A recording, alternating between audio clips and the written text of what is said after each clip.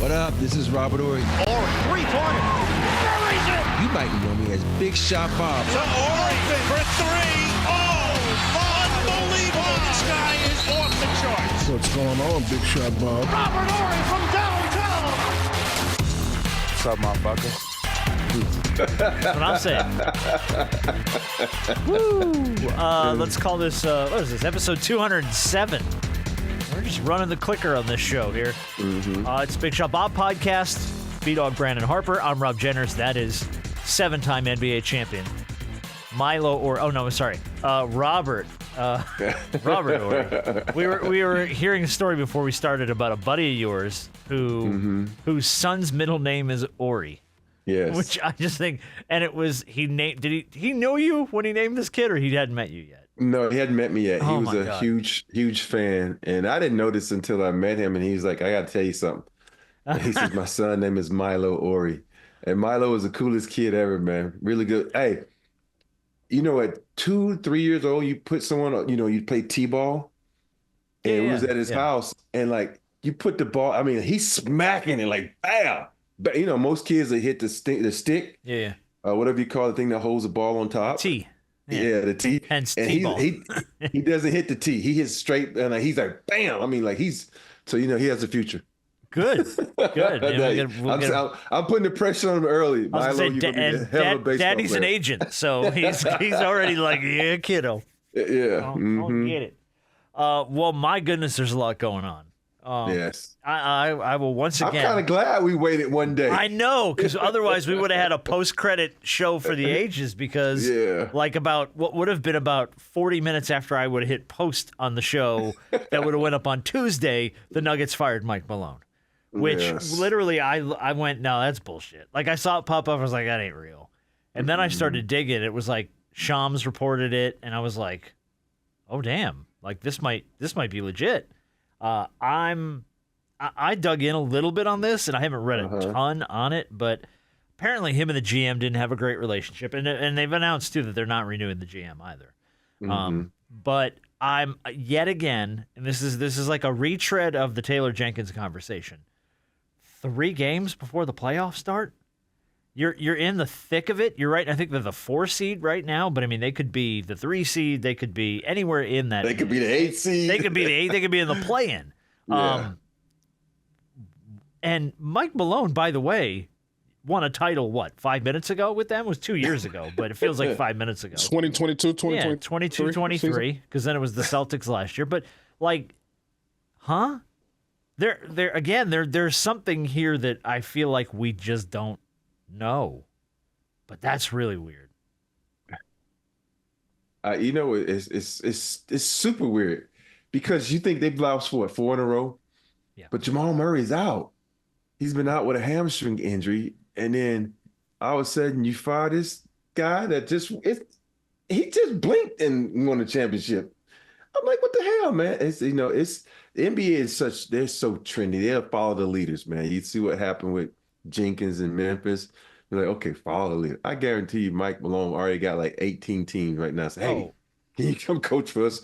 And I guarantee he ends up in San Antonio. I'm not going to guarantee it, but I'm saying that's a strong possibility. I like next that, year, though. He would be coaching the San Antonio Spurs because you think about his attitude, it's comparable to Pop's attitude. So I figured, we use an asshole, so bring another asshole in here. So, and I don't think Mike is an asshole. I think he's a bit of an asshole to the media. You know what I mean? Like, because he doesn't like the nonsense questions he gets sometimes. Yeah, like Pop. And that's very true. It's very reminiscent of Pop. But I struggled with this one though. Calvin Booth, by the way, is the GM. They announced they're not renewing his deal. They fired Mike. The Nuggets are 47-32, 4th in the Western Conference standings right now. Booth has been 48 years old. He's been with them since 2017. He's been the GM since 2020.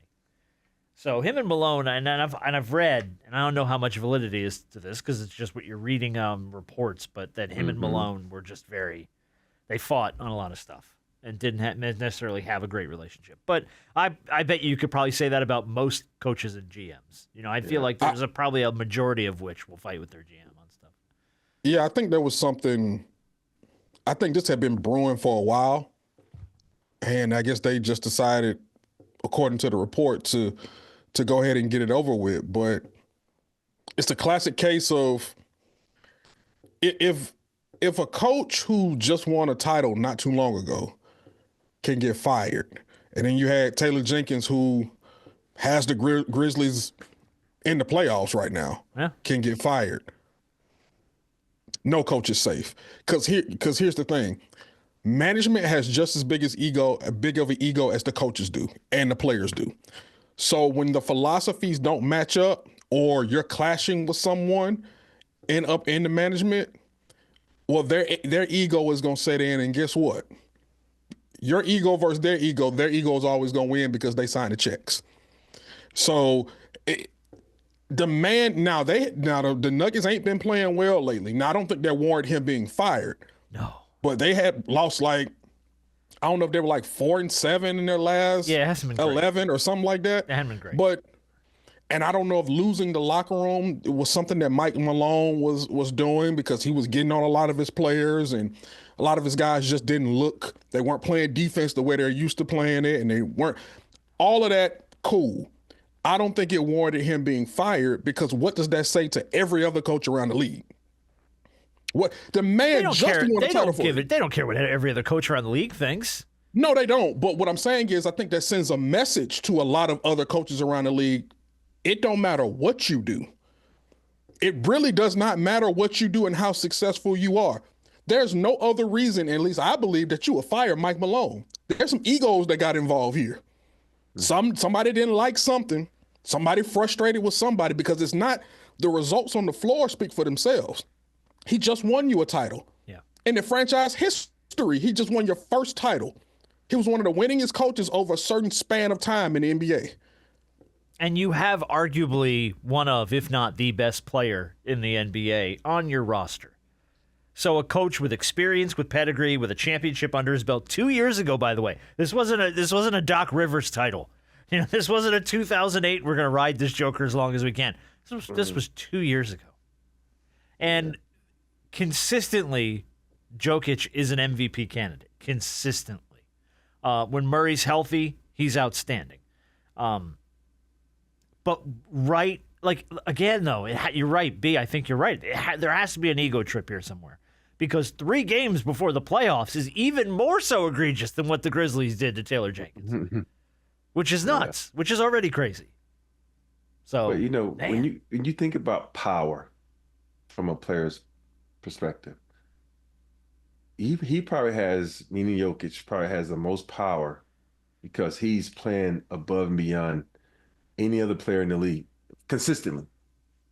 And I'm just going to assume and speculate he must have pissed Joker off somehow, some way, because there's no way ownership doesn't go to Joker and be like, yo, we thinking about making this move. I know it's late in the season, and we got a great opportunity to make a run for the title. So you think about I know everybody said, what about AD? AD ain't Joker. He ain't getting MVPs like Joker. Luka ain't Joker. It's a new ownership order, so it's totally different. And I think that, to me, if I'm on the outside and I want to be going, things that make you go, you think about it. I'm going to get y'all opinion on this. Do you think ownership went to Joker and said, hey, we're going to make these moves right here? And Joker's like, okay, I'm just going to play with my horses. What do you think? I wouldn't be surprised. I wouldn't be surprised. I don't. This is weird. It's really, really weird. I mean, you could probably speculate pretty much anything of why all of this went down, and I wouldn't be surprised if they went to Joker and probably mentioned it. But ain't nobody safe. If Mike Malone is not safe, ain't nobody safe. There's only one guy that's safe, and he's sick right now. That's it.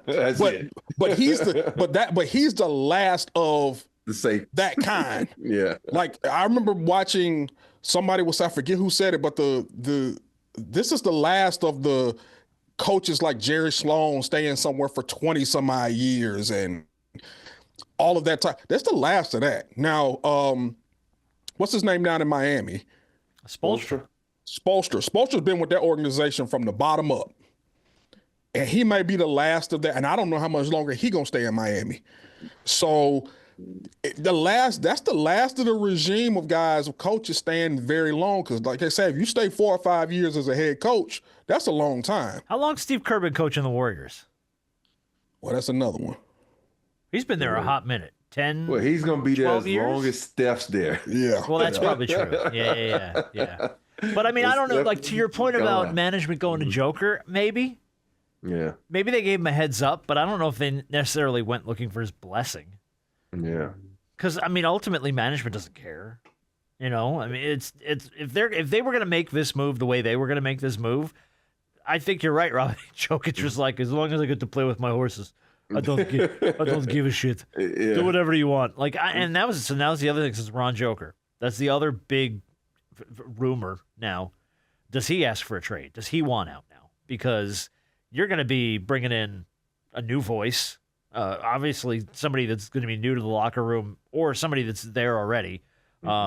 And your coaching philosophy is going to hit a little bit of a reset. Do you think Joker asks out of Denver? Well, I think it all is going to depend on who they bring in there. You know, because it got to be someone he agrees to. So this is all going to run through him, basically, right? Yeah, it's going to all run through him. But you got to think about it. He has, you know, it's not like he has 1, 2, 3 more years. He has 3 years left on his contract. And so he got 26, 27, and 28. And 28, he's going to be making $62 million. So it's not like he got 1 or 2 years left. Well, with 1 year left when he's going to be a free agent, he got 3 years left where he's going to be a free agent. And he's got some beefy numbers on the back end of that contract. So it's going to be really interesting. Like, because think about it. You talking about the sweepstakes. If that mug said he wants to be out of there, people are going to say, here's my next born. Yeah. You can give me whatever you want. You know, can have the whole first round. Go crazy. You get every pick. Yeah. You think about that, though. You know, say, okay, whoever gets the first pick in the year is like, okay, I give you Cooper Flag for Joker. That's not even comparable. That's not even. We're going to talk about Cooper Flag later, but that's not even comparable. But I guess you're right. I guess it's going to come down to, is he happy with what they put in place?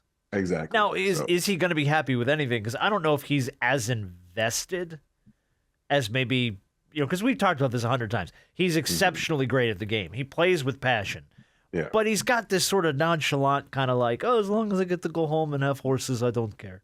Kind of off the court attitude. So I think as long as the paychecks are coming and they're good, I don't know if he really has that much of a vested interest on, I don't want to play here. No, I feel like he's just going to ride it out and get his deal. And then when he's up for free agency, he's probably going to look around and go, who wants to pay me?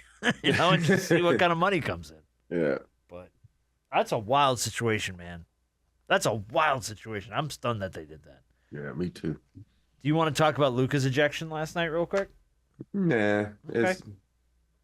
It was we're going to mention the playoff standings right now because the Lakers are kind of in the thick of it. I just brought it up because it was kind of all over the place today. A little it's weird. Just so weird. You know, I worked that game. I don't know what the hell night. he said to the ref, but he said to He said to the fans sitting next to it, something PUSSY. Okay. And then the ref turned as he was saying P word, and he thought it was directed at him. It's right. Oh. He doing it because it was like Vando had the best perspective. He said that when Luka came to defend him, the referee's named TJ, I think, that he gave Luka a tech and he says there's some animosity between the two, so it was a quick one. Okay.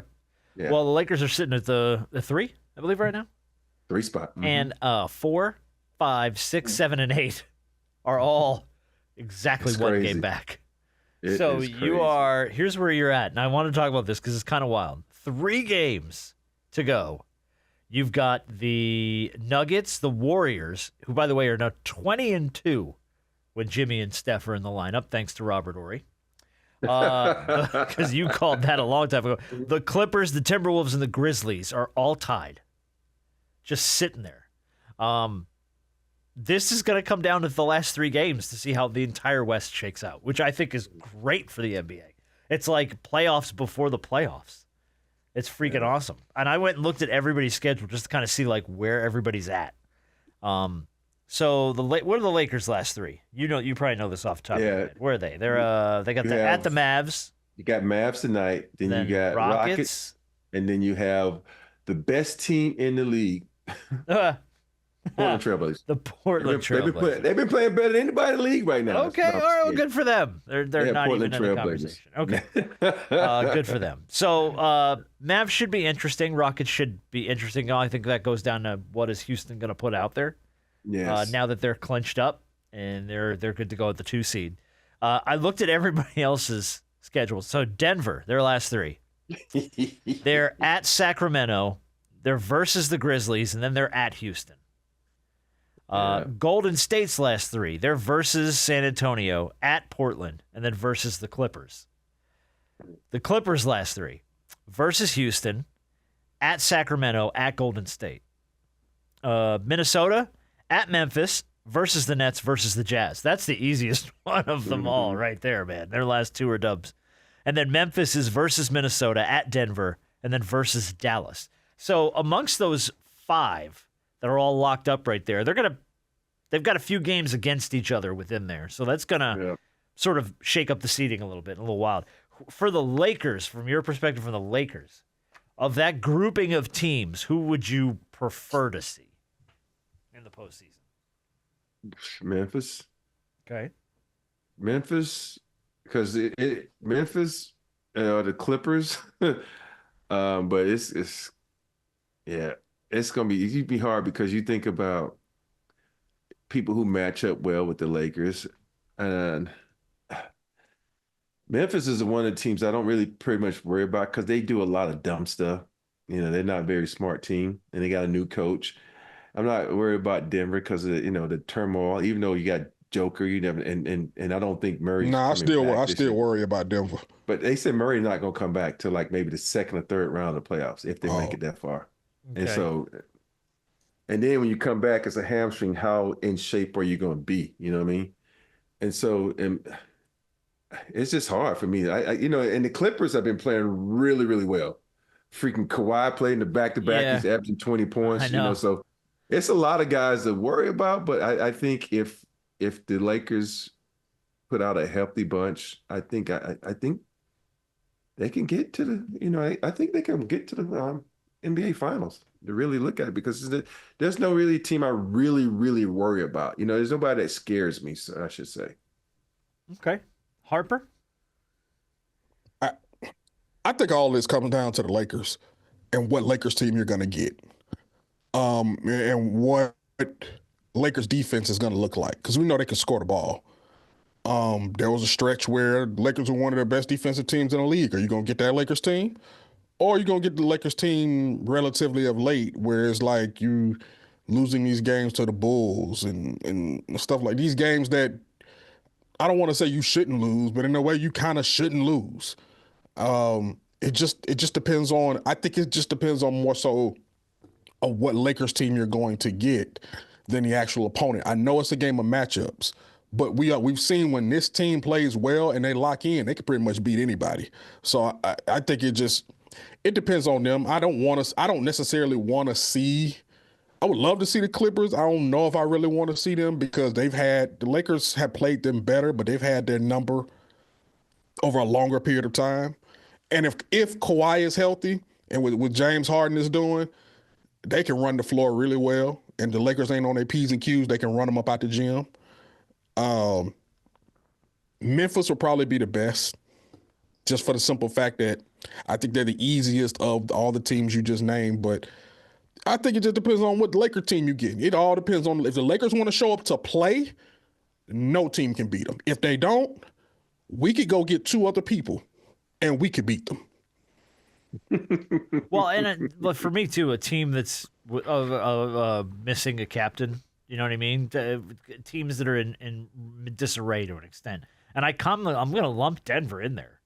To go into the postseason without a head coach, without a true head coach, even if it's an interim guy, I don't like that. No matter how good your players are, no matter how good your system is, it just disrupts things. Same thing with Memphis. You're coming in without clear direction from the head coaching position.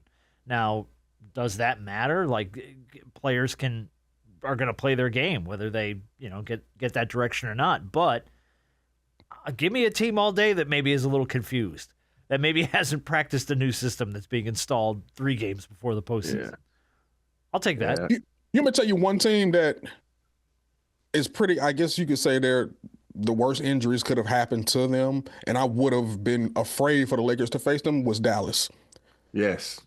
Because of their size in the front court. Because they literally have 3 guys in the front court to the Lakers 1, maybe 2 from a matchup standpoint. And if Kyrie was healthy, it would have been, I think if that was ever a first-round matchup, I don't think the Lakers want them issues.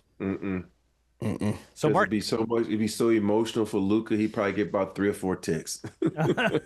Mark Cuban said that too. He was on with Stephen A. He had this to say. The truth is, between AD, Derek Lively, and Derek Gafford, that's the best big three in the NBA. But Luka Doncic is a generational talent. So he asked him about Luka and how he feels. Now, to Cuban's point, you know what I mean? With a healthy Kyrie and a nice little lineup like that, okay. Yeah. Dallas could make some noise, and they've played better. They've played better recently. So, but, you question how healthy is AD? Will he be able to carry this into the postseason? So we'll see. A lot of weird stuff. I wanted to play you one really quick piece of audio too, which I thought was weird, from the Golden State Warriors broadcast. This was after I'm sure you know what I'm going to play, right? Mm-hmm. This was after the first game of the Lakers Thunder, where Shea didn't go to the line once.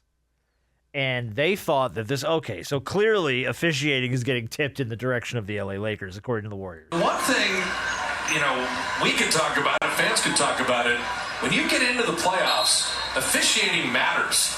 The Lakers went into Oklahoma City, and Shea Gilgeous-Alexander did not shoot a free throw, okay? In a home game for a guy who averages 11 free throws a game. Then you have a game like tonight, Draymond Green's fouls are going to have an impact on this game, and apparently when you shoot a layup, it's a wind-up now. Yeah, so that was after the Draymond wind-up BS from the other night, where he got teched for winding up on I don't know if it was a rebound or a shot or whatever the hell it was that he was. So the officiating matter somehow tipped in the direction of the Lakers, but going against the Golden State Warriors.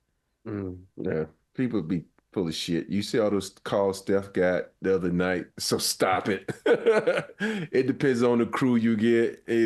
That's such a homer take, though. Yeah. They get all the calls, we don't get any. I'm like, you could take that voice and put it in any fan base. And the fan base is screaming the same thing. They get all the calls and we don't get any calls. Yeah, I want to say this one thing about Stu, who calls the Lakers game. He call it like it is. He'd be like, "Nah, that's some bullshit for the Lakers. That's some bullshit for the other team." He just calls it like it is, and I think he's one of the best too, Lance. Because if most people respect that, because I think sometimes we forget fans are smart, and some fans, and they watch the game and they can see what's going on. You're like, you can clearly see that wasn't a foul. You can clearly see it was a foul or whatever it may be. And I think when announcers just call it like it is, it's cool. But if you're on radio, you can say what the hell you want to say because nobody can see it, so you can lie your ass off. Nobody cares. Yeah. All right, let's just tip of the hat to Florida and UConn.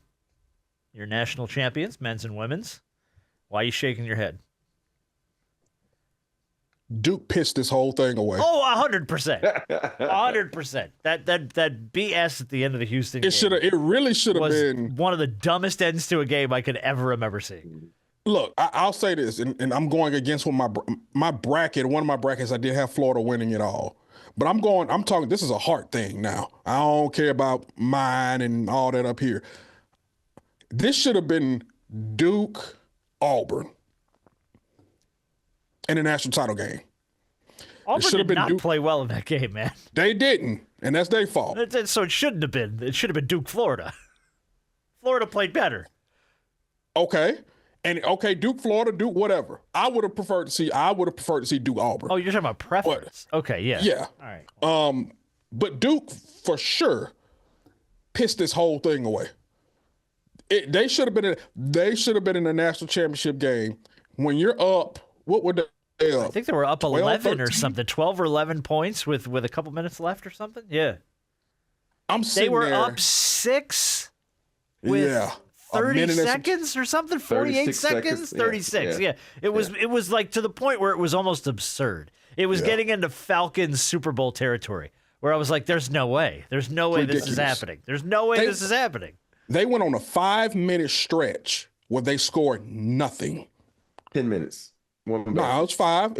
No, 10 minutes. 10 and one basket. Yeah, it was one one point even. But it was wasn't even a half of basket. It that was stretch one where they damn didn't point. score anything. Right. Yeah. And I'm thinking to myself, I'm at the bar watching this game, and I'm like, they're going to piss this away. That Houston defense started to put the clamps on them, and I said, they're going to lose this game. And sure enough, here they go. But I mean, look, I got no love for Duke. I don't care. I'm like, why you mad at Duke pissed it off? It's their fault. And they can't blame nobody but themselves. This is what I'm gonna say. And I got news for you, by the way, not to cut you off, Rob. I don't know if it would have been a better game because we got a pretty damn good national. Oh, we got a good one. Came Yeah, down to true. the last play of the game. So. Yeah, Right. So I said this goes to show you how when you play a tough schedule, because Houston played a tougher schedule than Duke. So now Duke played this damn cupcake schedule. And don't get me wrong, I know they have to because of ACC and all this. Yeah, you got to play who's on here. Yeah. But it comes down to when you get challenged during the season, can you draw on past memories and say, how do I overcome this new challenge? Duke had no challenge they could, pull from. Think about it. They blew most everybody out, average point, but they averaged 15 points of every victory.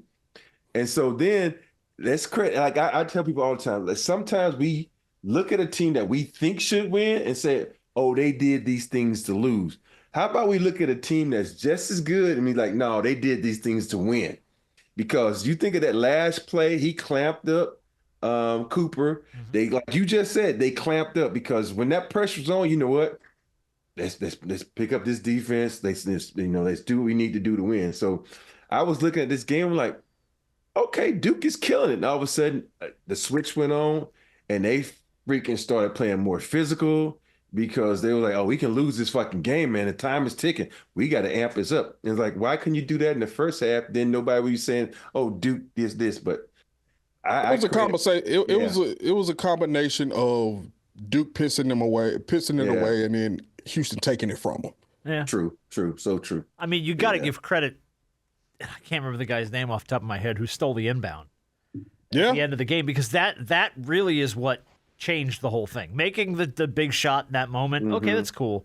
But now you got to steal the inbound, and somehow you let that man get in front of you and steal an inbound pass. Yeah. And kick it out and hit another three. Like that. And then, they could have called a foul on Cooper Flag when he got the tip dunk. They could have called that foul. Yeah. So it was a bunch of things that was, but I'm happy. Like, you know what I wish Duke would have won, in the sense of that now you have to look at everybody's like, think about all the kids, all Porter. When you look at the roster now, it's not like a high school. It's like, oh, he's coming from New Mexico. Oh, he's coming from UCLA. Oh, he's coming from LSU. And then when you looked at Duke's roster, it's like freshman. And that's the only reason that I kind of wanted Duke to win, even though it hurts me to say that, because they say, oh, we did it by, recruiting out of high school and not this portal shit that's getting out of hand. Well, I mean, their biggest challenge, I thought, was going to be Alabama. I did. And that wasn't the case. I saw the way Alabama shot the ball. I'm like, nah. That next game, I said they're gonna get fat blasted. I'm like, because anytime someone shoot that damn good, they get overconfident. They think they killers of the world, and the basketball guys be like, no, we're gonna bring you back down to earth. We're gonna let you get your head bashed in. You were there for this, weren't you? Weren't you in San Antonio? Did we lose you? Did you lock up on us? Are you back? Oh, we go again. Freaking. No, I'm back. Okay. Yeah. Lose me again? Were you in San Antonio for this? Didn't you go to San Antonio for the Final Four? Mm-hmm. I was there. I didn't stay for the game, though. I watched part of it, then I left. I had to catch a flight because I had to work the game last night. Okay. OKC. All right. Yeah. So did you run into any like Charles or anybody? Because I know they were all there. No, I ran into Dream and Clyde. And Dream was there, by the way. Yeah. Haven't seen Dream in a hot minute. It is. They almost didn't let Dream on the floor. Yeah, I saw that too. They didn't want him on the floor. And I'm like, guys, do you know who this is? Stop. No, you forget. Hey, last time Dream was in that building, he made David Robinson look like a 2-year-old. That's right. So that's probably why they still was hating on him. No, sorry, sir. I ask because obviously with Auburn in the mix, Chuck was there. They had all that stuff. He did an appearance. Now, I didn't hear any of it on TV, Harper. I know you were hoping for Chuck taking shots at the San Antonio women during the Final Four broadcast. Didn't happen. But it happened at one of the live events. He was getting off stage at the end of this event he was doing, and he gives this little... Thank you. And yes, y'all got some big bitches here. And why are they cheering? Wow. Why are they cheering? All the men are like, yeah! And it's like, yeah, you're sleeping on the couch tonight, buckaroo. Dylan Cardwell of the Auburn Tigers had this to say. I love San Antonio. San Antonio Spurs, you want to draft your boy. I love San Antonio. I don't know. I haven't seen any of the women that Charles Barkley was talking about, but I do. I love San Antonio. I think San Antonio is a great place. Like I said, Spurs, if you're out there, let me know. He's lobbying for a draft pick, but yeah, and there's God bless the women of San Antonio because they all got shirts of like all these beautiful San Antonio women like Chuck doesn't know what he's talking about, like Chuck's big bitches and stuff, and they're all like super hot. So yeah, no, they're embracing it. But yeah, of course, Chuck had to get his dig in, man. Yeah, Chuck, it's funny though. I'm like, dude, stop it. Just knock it off. I do want to give a quick nod, by the way, to the Hall of Fame inductees this year. I'm not trying to rub salt in the wound or anything, but we did have the official announcement of who's getting in this year. Carmelo, of course. Dwight Howard gets the nod. Maya Moore, Sue Bird, Sylvia Flowers. Danny Crawford, a ref, gets in. Billy Donovan gets in as a coach. And Mickey Harrison gets in as an executive. So, not a bad class. Danny Crawford?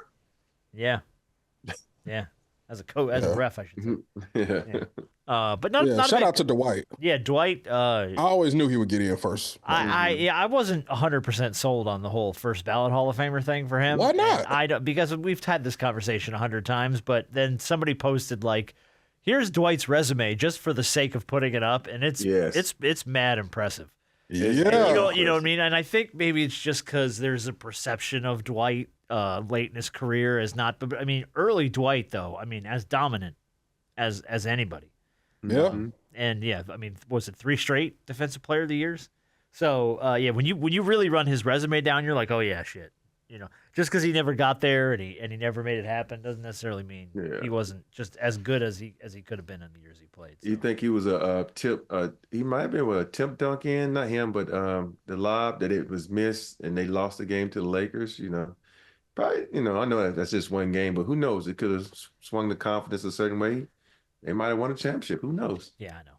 But so anyway, not a bad class. But we're going to continue to lobby for you. We're going to continue to do what we can to tout the carry the flag for Robert Horry, and maybe get Rudy T back on stage at some point and have the lobby for some folks. But hopefully you're back in the mix next year. I keep looking. By the way, this is how stupidly obsessed I am with this. I keep digging in on like who's eligible next year, what's the ballot going to look like, who's on the committee that votes on this. I'm like we're gonna find some inroads to try and help get this done. I don't know how, but we're gonna figure it out. And I'm going on a world tour. Something, dude. Get on a PR tour. So I'm gonna book you a guest booker, get you on some shows. I don't know. I did want to putting out all my stats, high school, college. Go, dude. Put it out there, man. Put it out there. Run down that Dwight Howard-esque resume. I want to see it. I did want to mention we do not talk about hockey on this show. Why would we? None of us really follow it. But Alex Ovechkin broke Wayne Gretzky's all-time scoring record in the NHL. Which is pretty unbelievable. I'm going to just play it for you because even though I'm not a hockey guy, this is still one of those things that you get chills listening to. But no, look, he's just trying to find a seam and know that, hey, I'm going to try to force it to him if he's open. Here is Ovechkin. Shoots! He scores! He scores! Number 895! 895 career goals for Alex Ovechkin. Breaks Gretzky's record. To Gretzky's credit, by the way, Gretzky said, I will be the first dude at center ice to shake your hand if you break the record. And sure enough, he was right out there, center ice, to shake the man's hand and congratulate him. So, the record goes down, but it goes down with some class. Wayne Gretzky, obviously, still one of the greatest ever to lace him up and play. But is there another record in pro sports? I didn't think anybody would ever break that record. That was one of those, like, and I don't know a ton about hockey, but I know that's one of those, like, oh, this is borderline unachievable. Is there a record in sports you don't think anybody will ever break? I just think it's just one. Okay, I could think of two. What's your two? My two are DiMaggio's consecutive game hitting streak, 56 games, and Pete Rose's hit record. He finished with like 4,200 career hits or something like that. And, I mean, to even get to the 3,000 hit club is a milestone that feels almost impossible in Major League Baseball. And Pete Rose somehow knocked out 4,000 plus hits. So I think I don't think more. That's unattainable. I think it's unattainable. What's yours? The rushing record, Emmitt Smith's rushing record. All time.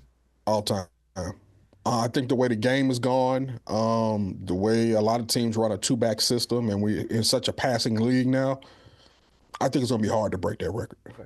I got one that's going to top all yours. Oh, go for it. Michael Phelps gold medals. What has he got, 23 or something like that? 23 or 24? It's something ridiculous. He's got he's been in Olympics 6 times, and he's won 4 gold medals per Olympics. So he's something ridiculous, man. They was talking about it. I'm like, good gracious. So Michael Phelps gold medals would never be held. There's no way somebody's going. Because think about that.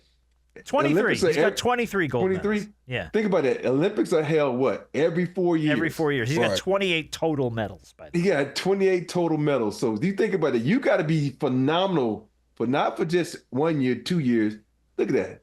I don't know how to count that good, but I know that's 16 years right there. You got to be fucking That's an Alabama grad right there, folks. You think about that, man. You have to be successful for 3 off years and then come back that year and do your thing again. It's like what Michael Phelps did was fucking incredible. It's unbelievable. Mm-hmm. Let me ask you about another one. Mm-hmm. And I don't know if it's fair. Do you count the home run record for Barry Bonds? Yeah.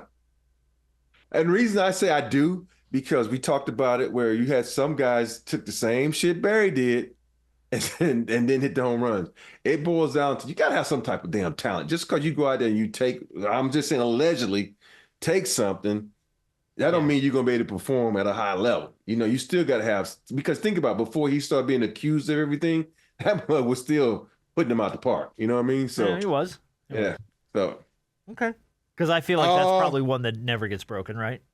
Yeah, it'll never get broken. My thing with Barry is, the thing that frustrates me about him is him taking it, but him already being great before it. Mm-hmm. Like Barry was undoubtedly, if not the best baseball player in the league, definitely one of the best baseball players in the league before he ever took it. Like Barry was stealing bases. He was doing everything. And so even though it was fun to see him, Sammy, Mark McGwire, those guys in that home run era, 60 home runs, 70 home runs. Those guys like had that. What, 73 or something like that? Something like that. I don't dispel the home run record for Barry, but I don't know. It almost does a disservice to someone like Hank Aaron who did it the right way and did it the old-fashioned way, in a sense. You know what I'm saying? Because we honor Hank Aaron, here, especially here in Atlanta, every year. Matter of fact, we just got done honoring him, a couple of days ago? The anniversary of 715. By the way, it was Barry Bonds who hit 73. My bad. Right. Weird. Barry Bonds has the single-season home run record at 73. Right. McGwire hit 70. So how about, it's weird. Nobody's ever, as all these shows we talk about this.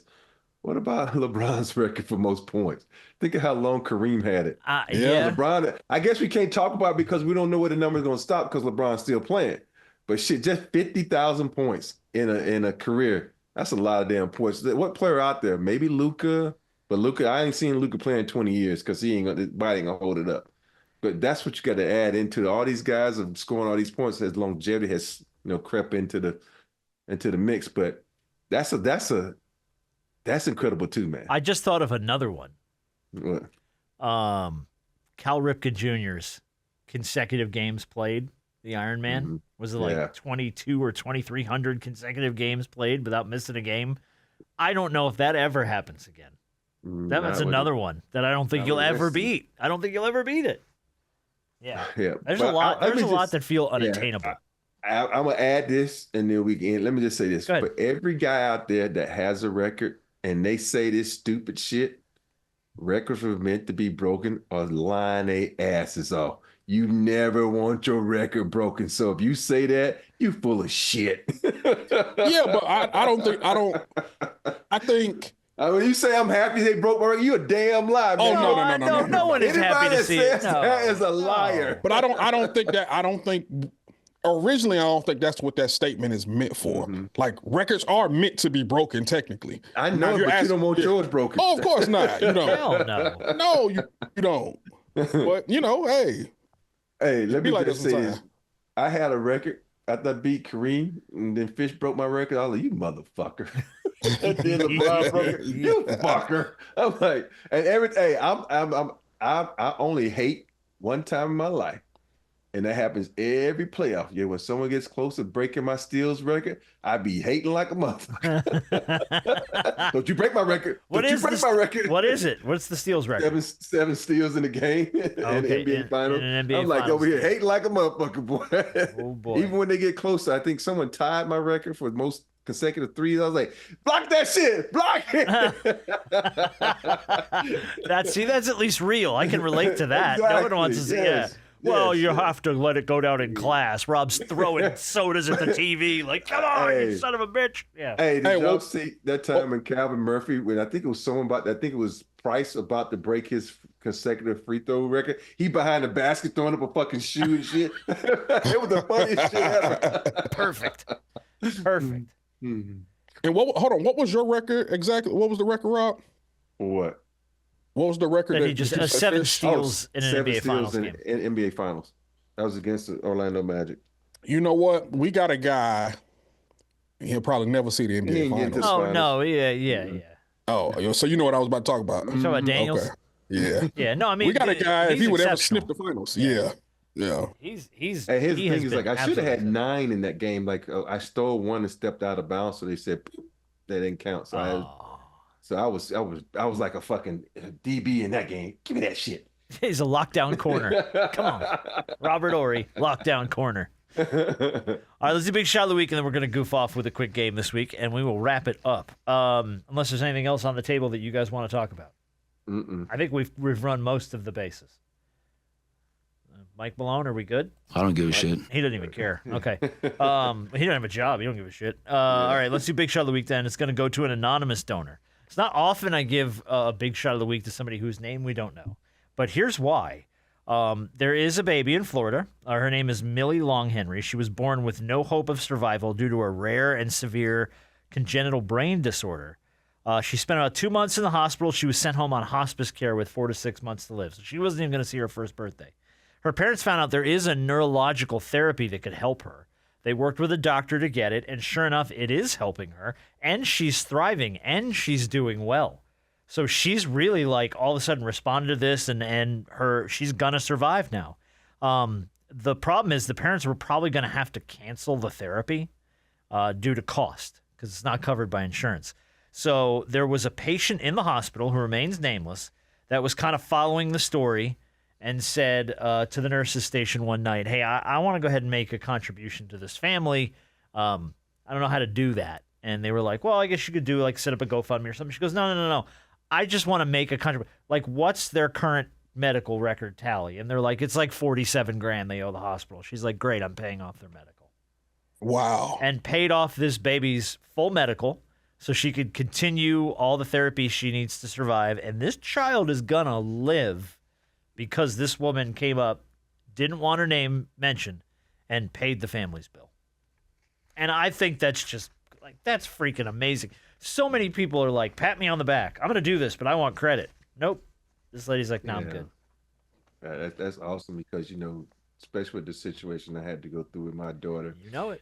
And seeing families who couldn't afford the Bills and abandoning their kids in the hospital and just walking away because the Bills got too outrageous. So for this person who did this, so much love and a big shout out to you, because that's a lot. Because especially this day and age, $47,000.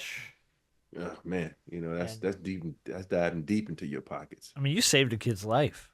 Just and I know it sounds trivial, but it's like money. It's just money.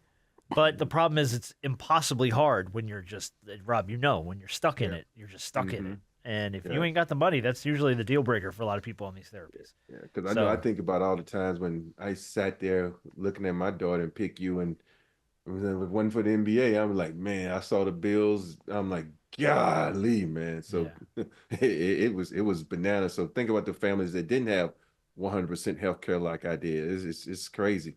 Yeah. Medical system's very broken, but that's probably another conversation for another day, or not this show, maybe. I don't know. But it's very broken. All right. I don't know how you're going to do in this week's game. I really don't. But we're going to give this a try. And here's why. All right. So we all love movies. We all watch a lot of movies. I love movies. Everybody does. I tripped across this the other day on Twitter, and it made me laugh out loud. And then you may have seen it before. There was a TV guide listing from back in the day for a classic movie that was written really weird. So the review, the description was, tune in tonight on Turner Classic Movies at 8 p.m. A woman is transported to a surreal landscape and then kills the first person she meets, then teams up with 3 strangers to kill again. And it was a description for The Wizard of Oz. And I was like, that is absolutely incredible. It's funny how people, when they talk about this, they said that she was the bad person in this show, and nobody ever talks about it. Yeah, that Dorothy was the villain. Yeah, she kills, steals. Yes, I mean she drops a house on a woman. Then when everyone gets mad at her, she's like, "Nope, I'm out," and she steals her shoes. Yeah, steals her shoes and leaves. Like that shit that happens in New York, man. Like that's not. What are you talking about? Where did this house land? All right, so I'm gonna give you guys. We'll go back and forth. If you don't know it, the other one can try to steal. I think I'm gonna like this one. I'm gonna give you a weird movie description. I'm gonna see if you can guess the movie. Okay, so we'll start with Rob. Rob, what movie is this? A man gets steroids and a colorful frisbee to fight off the Nazis. A man gets steroids and a Captain colorful America. frisbee. There you go. It's on the wall right there. Give that man a point. Where's my little correct sounder? There you go. All right, Harper. An orphan farm boy is recruited by a monk to commit intergalactic treason, kisses his sister, all while his half-dead father tries to get him to join the family business. I'll read it again. An orphan farm boy is recruited by a monk to commit intergalactic treason, kisses his sister, all while his half-dead father tries to get him to join the family business. Oh, I thought I had it for a second. I did too. You might. I'm gonna lean into the word intergalactic. Here. We're not talking about Superman, are we? No, it's not Superman. No. Rob. Are we talking about Guardians of the Galaxy? No, we are not. Neither of you could pull this one. Harp, you want to try again? I'll let you go back and forth till one of you gets it, or we could just bail. No, let me. An orphan farm boy is recruited by a monk to commit intergalactic treason. Even kisses his sister. All while his half-dead father... I know now. Go ahead, Rob. Luke Skywalker. Star Wars. There it is. It is Star Wars. Yes, it is. Mm-hmm. And if you think about that, he commits intergalactic treason with a monk named Obi-Wan Kenobi. Yeah. This is an interesting game. It's a weird guess, so I said I don't know how you'll do, but we'll have you through. All right, Rob, you're up first on this one. Mm-hmm. A mentally challenged man is taken advantage of by a drug-addicted girl over the span of 3 decades, who even goes as far as to hide his child from him. Read it one more time. A mentally challenged man is taken advantage of by a drug-addicted girl over the span of 3 decades, going so far as to hide his child from him. Batman? No, it's not Batman. Batman was taken advantage of by a drug-addicted girl. For 3 decades? Yeah, what's the Leviathan woman that had to child him, Damien? Oh, you're talking about Talia al Ghul? Yeah. Yeah. Read it one more time. All right, one more time. Last time. A mentally challenged man is taken advantage of by a drug-addicted girl over the span of 3 decades, going so far as even to hide his child from him. I have no clue. All right. Rob obviously doesn't know either, so we'll bail on this one. Forrest Gump. Forrest Gump. Oh. Jenny abuses him for 3 decades while she goes out and hooks up with everybody else on the planet that he finds out at the end of the movie he's got a kid. Got it. All right, Harper. He ran all over the country, too. Yeah, that's right. Harper, you might get this one. You should get this one. Oh, don't say that. Oh, okay. A purple man goes on a quest to end world hunger by completing his colorful rock collection. Oh, Thanos. Yeah, it's Infinity War. Infinity War, yeah. I know got the character. That's I give it to you. It counts. All right, Rob. A man saves a woman from drowning, although she refuses to return the favor by making room for him on a piece of driftwood. Oh, I know this one. It's the diamond, and they on the front of the boat. You know it too. What is it? I know it. What's the damn name of the movie? Come on. I know it. Titanic. There it is. I was going to say, I was hoping you wasn't going to get it. Harper. A strange man invites kids into his workplace. 4 of them possibly die, and then he tries to rip off the 5th one by letting him use the elevator. I thought you had it, Rob. Rob thought he had it, then he bailed on it. I know it. One more time. A strange man invites kids into his workplace. 4 of them possibly die. I think I know who it is. And then he rips off the 5th one before letting him use his elevator. I think I know who it is. Harp? Any guesses? I have no clue. 4 kids possibly die in a strange man's workplace, and the 5th one survives? Can I say no? You give up? My brain, I just don't know. It ain't there, Rob. Willy Wonka? There it is. It is Willy Wonka. 4 of those kids die in that movie, by the way. Yeah. We don't talk about that much. Those kids die in that factory. When I tell you what, I have not seen Willy Wonka in forever. Oh, dude, yeah, neither have I, but it is. Those 4 kids are dead. Like, they're dead. Like, they're no coming back. All right, we got a couple more of these. Rob. I like this game. A guy and his imaginary friend take on the finance sector with a group of men who often watch him beat himself up. A guy and his imaginary friend take on the finance sector with a group of men who often watch him beat himself up. Is it Wall Street? No, it's not Wall Street. What's it? Oh, no, not that. It's not Wall Street. It's the Wolf of Finance. What's the Wolf of Wall Street? No, it's not the Wolf of Wall Street. Okay. He doesn't have an imaginary friend in Wolf of Wall Street, does he? I just talk about that part where he does all that and he goes outside and he looks at his car and it's all fucked up. That's right. Okay, all right. Yeah. No, that's not what happens here. Harper, a guy and his imaginary friend. Imaginary friend. Take on the finance sector with a group of men who often watch him beat himself up. I know who the character is now. I know the main character. I don't know the name of the movie. I like this game, but I suck at it. And you don't know? All right, Rob, what are you thinking? Isn't it the guy Jim Carrey? No, it is not. Oh, I don't know what it is. All right, I'm going to give you this one. What's the first rule? The first rule of Fight Club is you don't talk about Fight Club. That is Fight Club. Fight Club. That is Tyler Durden. That is Brad Pitt and Andrew Norton. He has an imaginary friend. He beats himself up. Spoiler alert, I guess, if you haven't seen Fight Club. Is it Brad Pitt's an imaginary character? Hey, every time I hear, what's the other guy you said? Edward Norton? Edward Norton, all I think was put your mouth on the curb. Oh, jeez. Put your mouth on the curb. Put your mouth on the curb. Mm-hmm. I was thinking that movie. What was it? What was it? American Gangster? American Graffiti? Me? American History X. It's one where American History X, where he was in that cult. He was in the skinhead cult. Yeah. Mm-hmm.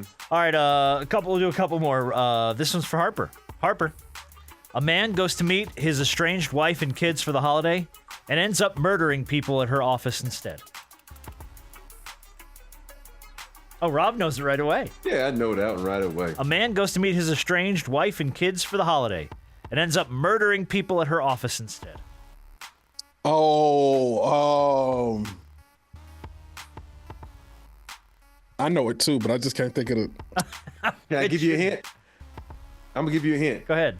Greatest Christmas movie ever. Yeah, it is. Oh, is this hold on. What do you mean, hold on? How about... Damn, yippee-ki-yay. Why does this name slip my mind? Oh my God. Oh man. This hurts my soul. This is a hard one for you, huh? No, it's not. I just can't remember the name. God, I just can't. Rob, put Hans out of his misery. Die Hard. Die Hard. Come on. Hey, I even said yippee-ki-yay, motherfucker. Yeah, This is a hard one for you. I gave you 2 hints. Much of a softball as we could throw. All right, we're going to end it, I think, on Die Hard. I got 2 more, but I don't know if you're going to get them. What you doing for the hell of it, Rob? Okay. An animated monster saves a woman from marrying a tiny man in an effort to evict squatters from his home. An animated monster. Man. An animated monster saves a woman from marrying a tiny man in an effort to evict squatters from his home. Is this an animated movie? Animated movie. I said an animated monster. Okay. So, what's the thing? Saves a woman from marrying a tiny man. Beauty and the Beast? No, it's not Beauty and the Beast. Oh no, it's Shrek. It is Shrek. Good job. It is Shrek. I don't know if you guys are going to get the last one because it's really vague, but we'll give it a try. Harper? This again? And again? And again and again and again? This is not Guardians of the Galaxy, is it? No. No. This again, Rob? And again? And again? And again and again and again and again and again? Don't you put the evil on me. No, it's not Talladega Nights. I know it's not Talladega. Put that evil on me, Ricky Bobby. Don't put that evil on me. I don't know. Again and again. It's Groundhog Day with Bill Murray. This again? No, and I again? never got that. And again and again and again and again and again? I would never got that one. Please tell me you've all seen Groundhog Day. Yes, I've seen Groundhog Day. Because he learns how to play the piano. Yeah, I'm being underrated all-time comedy. I'm really genuinely underrated all-time comedy. But all right, well, we struggled a little bit, but I think we had fun. We didn't really struggle. And Yes, we did. Yeah, I was gonna say, what do you? It's a complete crap. I don't know what the hell you're talking about. We didn't struggle. Hey, I thought I did pretty damn good. I didn't get Forrest Gump. I got Shrek. I got Die Hard. You came in with a few good ones. Yeah, you got some there. Yeah, welcome to the party, pal. I got Captain America. Yeah. Colorful Frisbee and Nazis. Sign me up. I like the fact he's called it a colorful Frisbee. Isn't that what it is, really? He throws it like a Frisbee the whole movie. Ping, ping, ping, ping. And I'm like, okay.